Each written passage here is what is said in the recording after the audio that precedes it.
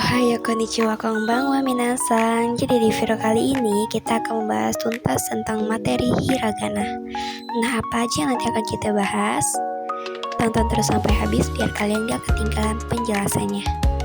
Materi yang pertama, kita akan membahas pengenalan huruf Jepang, yaitu huruf hiragana. Apa itu huruf hiragana minasan? Yap, betul sekali. Huruf hiragana adalah salah satu huruf Jepang yang digunakan untuk menulis kata-kata asli Jepang ya, minasan.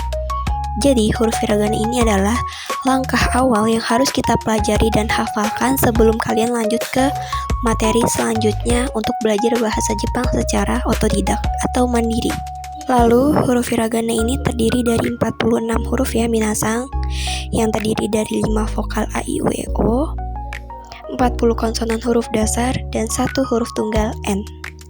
Nah, perlu kalian tahu minasan, jadi di huruf hiragana ini tidak memiliki huruf mati, kecuali huruf N tersebut ya.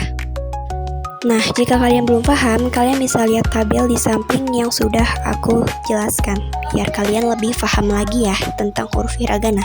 Dan perlu kalian tahu bahwa huruf hiragana juga memiliki fungsi yang berbeda-beda minasan. Apa aja fungsinya? Fungsi yang pertama, untuk menulis kata-kata asli Jepang. Kedua, untuk membantu membaca kanji. Ketiga, untuk menulis partikel. Dan keempat, untuk membantu menulis akhiran kata kerja. Lalu, selain memiliki fungsi, hiragana ini juga memiliki 4 macam yang berbeda-beda minasan. Apa aja? Yang pertama ada huruf hiragana sen, kedua hiragana dakwon, ketiga handakwon, dan yang keempat yoon. Nah, dari keempat macam tersebut, hiragana memiliki fungsi yang berbeda-beda dan tanda baca yang berbeda-beda ya minasan.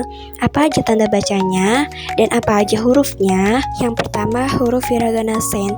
Nah, huruf hiragana sen ini adalah huruf dasar dari huruf hiragana yang lainnya minasan. Jadi, huruf hiragana sen ini terdiri dari huruf A sampai huruf tunggal N ya minasan. Lalu yang kedua, huruf hiragana dakwon. Nah, huruf hiragana dakwon ini sebenarnya sama seperti huruf hiragana sen minasan. Namun yang membedakannya di sini terdapat pada tanda bacanya. Apa tanda baca pada hiragana dakwon?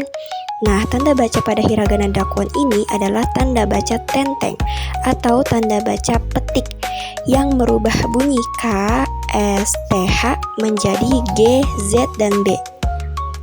Lalu selanjutnya ada hiragana handakwon.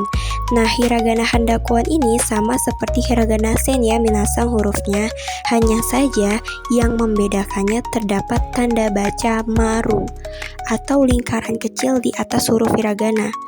Nah, tanda baca maru itu seperti apa? Tanda baca maru itu yang merubah bunyi H menjadi bunyi P. Jadi, kuncinya jika ada huruf hiragana yang di atasnya diberi tanda maru atau lingkaran kecil, maka huruf hiragana yang tadinya berbunyi H menjadi berbunyi P. Selanjutnya ada huruf hiragana yoon. Nah, huruf hiragana yoon ini adalah salah satu huruf hiragana yang dikombinasikan dengan huruf ya, yu, yo kecil di belakang huruf hiragana. Jadi, ketika ada huruf ya, yu, yo kecil di belakang huruf hiragana, maka huruf hiragana tersebut dibaca menjadi gabungan atau kombinasi. Nah, contohnya seperti apa? Contohnya ketika ada huruf ki, lalu di belakangnya ada huruf hiragana ya kecil, maka dibacanya menjadi kia, bukan kia, karena huruf hiragana tersebut dibaca menjadi gabungan. Lalu contoh yang kedua, ketika ada huruf hiragana ki, lalu di belakangnya ada huruf hiragana yo kecil, maka dibacanya menjadi kyo, bukan kyo, karena pada dasarnya huruf hiragana yoon ini adalah huruf hiragana gabungan atau kombinasi, maka dibacanya tidak terpisah, melainkan gabungan, gitu ya minasan. Nah, materi selanjutnya yaitu fungsi dari huruf su pada hiragana. Nah, apa kalian tahu huruf su pada hiragana ini juga memiliki fungsi loh minasan? Apa aja sih fungsinya? Nah, jadi ketika ada huruf su pada hiragana ini, maka hurufnya dibaca menjadi menekan atau dibaca menjadi double. Nah, contohnya seperti apa? Contohnya ketika ada huruf ya, su, dan ta, maka dibacanya bukan yatsuta, melainkan yatta. Karena huruf su di sini berperan sebagai menggandakan huruf depannya. Jadi huruf depannya kita dibaca menjadi double. Jadi huruf su di tengah ini kita anggap hilang dan huruf depannya kita anggap menjadi double. Gitu ya minasang. Lalu contoh kedua seperti apa? Nah, contoh kedua ketika ada huruf ga, su, dan ko. Nah, maka dibacanya bukan gatsuko, melainkan gakko. Karena fungsi huruf su di sini untuk menekan huruf depannya ya minasang. Nah, gimana minasang? Huruf hiragana itu cukup mudah untuk dihafalkan.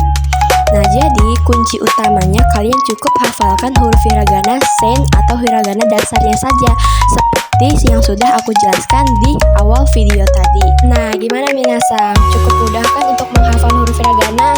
Jadi kalian gak perlu pusing-pusing lagi untuk hafalan hiragana dari sen sampai yoon minasang. Karena pada dasarnya huruf hiragana itu semua sama. Yang membedakannya hanya tanda bacanya saja dan huruf gabungannya saja. Gitu minasang, gimana, mudah kan? Nah, dari materi yang aku jelasin tadi, kalian sudah catat belum? Kalau belum, catat ya. Setelah itu kalian pahami. Karena pada dasarnya huruf hiragana itu gampang kok. Oh ya minasang, cukup sampai di sini dulu ya materinya. Sampai jumpa di materi selanjutnya.